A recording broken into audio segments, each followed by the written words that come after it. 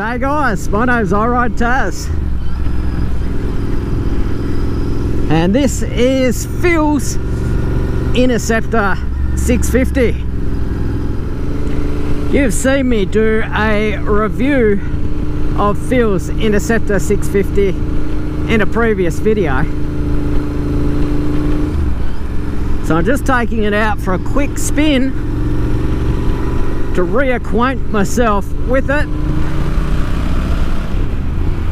and its acceleration and its power as it feels to me,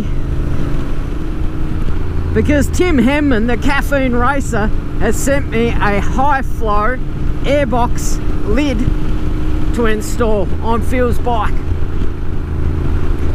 Tim has a 3D printing business and he makes these high flow airbox covers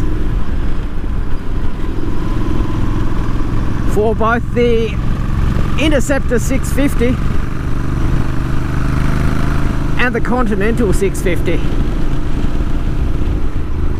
Unlike other high flow airbox covers, Tim's actually had them dyno tested and tuned, and Tim's got dyno graphs or rolling road graphs showing a 5.7% increase in brake horsepower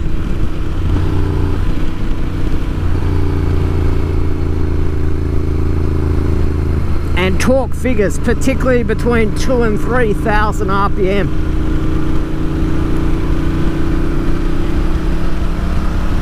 He sells these from his home in the UK for £17 plus postage. That's about $35 Australian. So let's add $10 for postage. 5.7 increase on stock for about 45 bucks. Doesn't sound too bad.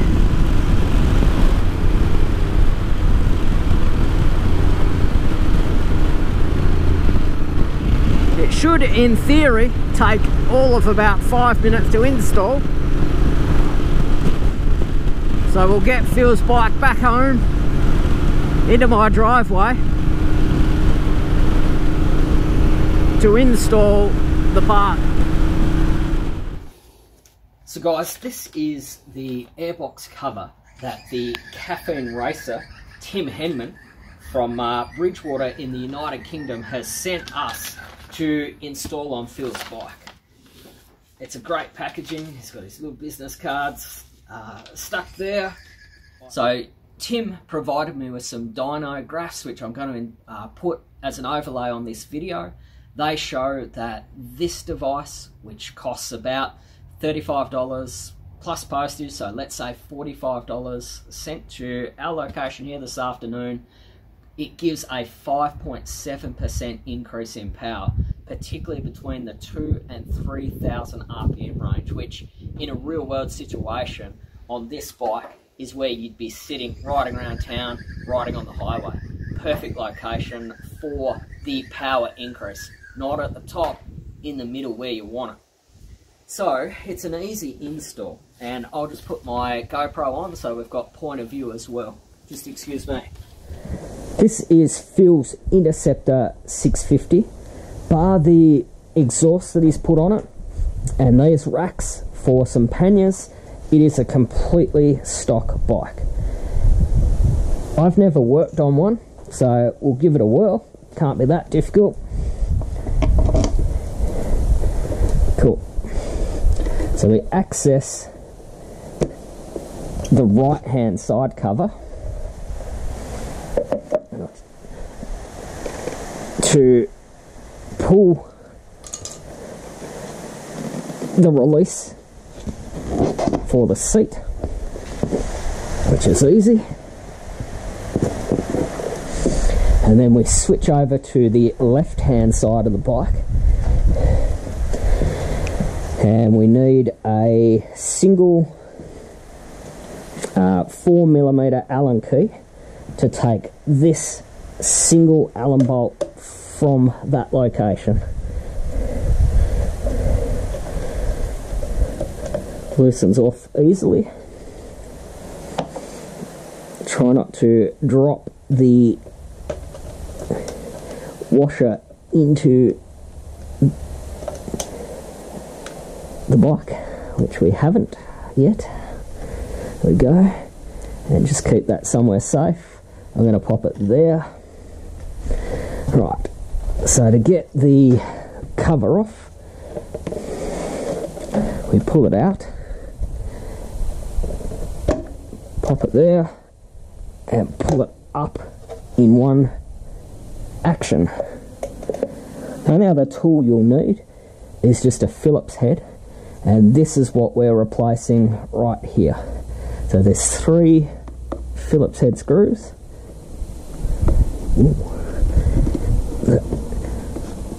Fortunately don't have any Loctite on them or anything.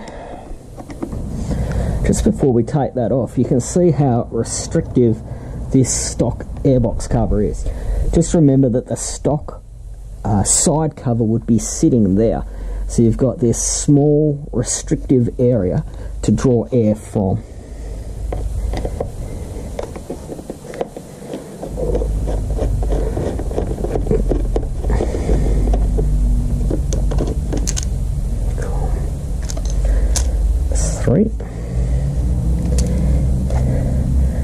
So we'll keep that to the side in case Phil ever wants to return this bike to stock.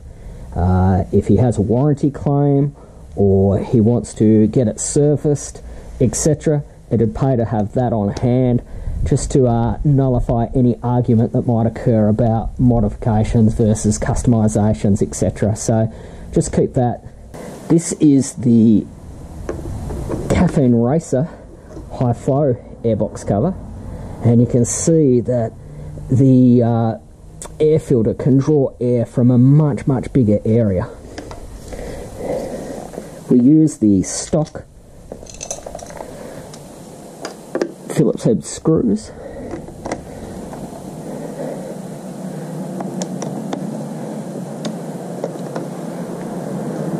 Just loosely install it first, just to make sure it fits correctly.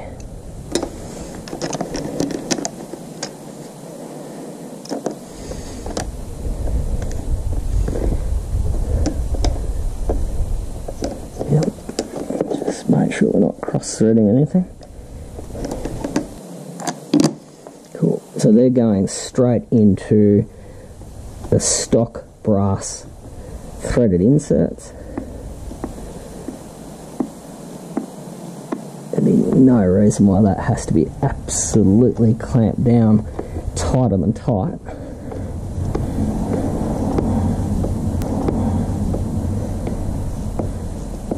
Yeah, so we'll go tight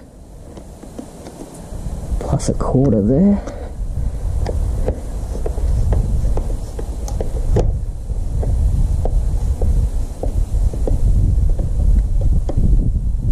Plus a quarter. And that pretty much is the install. See, he's got the brand 3D printed into the airbox cover, which looks great. So we'll just in reverse put it back together and take it for a ride and see if our by the seat of the pants dyno can feel any difference.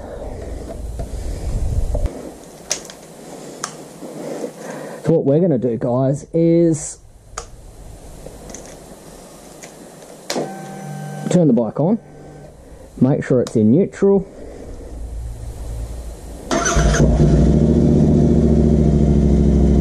and run the bike for a few minutes to give the ECU time to learn that there's new airflow.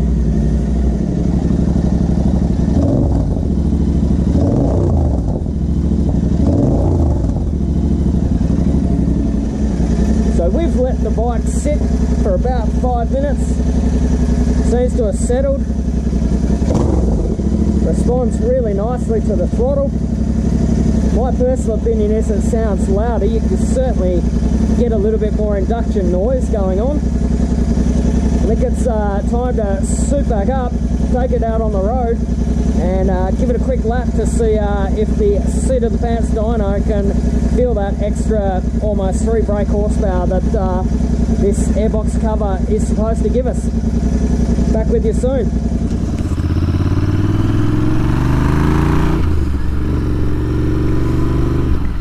So here we are, guys, back out on the road. Wait, this is not my bike. It's only the 3rd time I've ridden it. But I've got to say,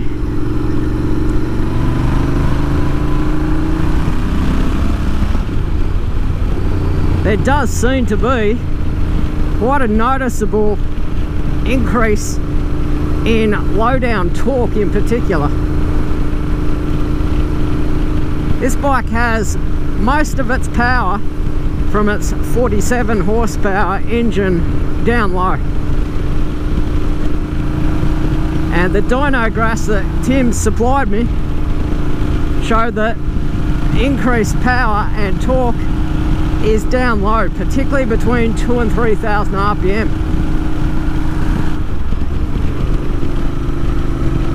Which in a real world situation is where you're going to be riding this bike on the back roads, on the highway. So anything that increases horsepower at the very top of the rev range isn't really going to help you on this style of motorcycle. In fact, we've got an increase in power right down low in the rev range. Just in my opinion, is going to increase the real world rideability of the bike. The other benefit of the high flow airbox cover is the increased induction noise, and I can hear that. I can hear it whooshing. It's not quite like a hissing snake, but it's certainly, you can hear the increase.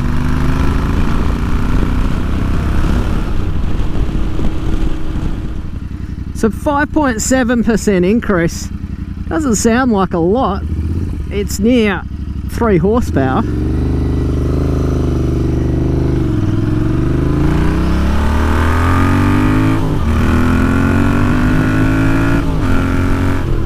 But you've got to remember, this was about 45 bucks. That's actually a pretty significant bang for buck increase.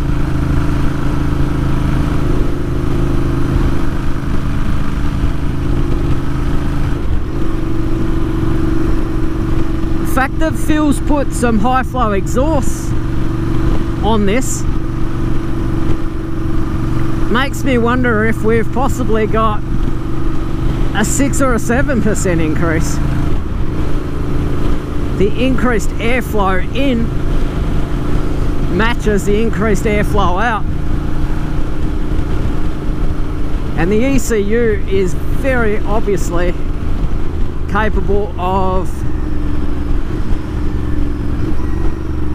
learning that difference.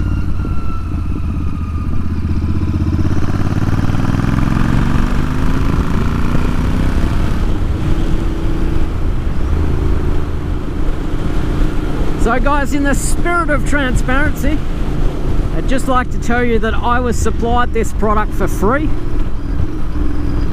I have known Tim for quite a long time. He's a great bloke, but I'm certainly not paid for this presentation. And my personal opinion is, bang for buck, it's a great addition to INT 650 or a Continental 650. It literally takes 5 minutes to install. The quality of the piece is excellent. It arrived quickly. From the time Tim said he would send it to me to its arrival here in rural Tasmania, it was only about 10 days or so. And that was around Christmas time, which never helps. So would I recommend this? Absolutely. Should you jump onto the Caffeine Racer and grab yourself one? Absolutely. So that was a bit of fun, guys. My name's REA. I'll see you next time. Till then, I'm out.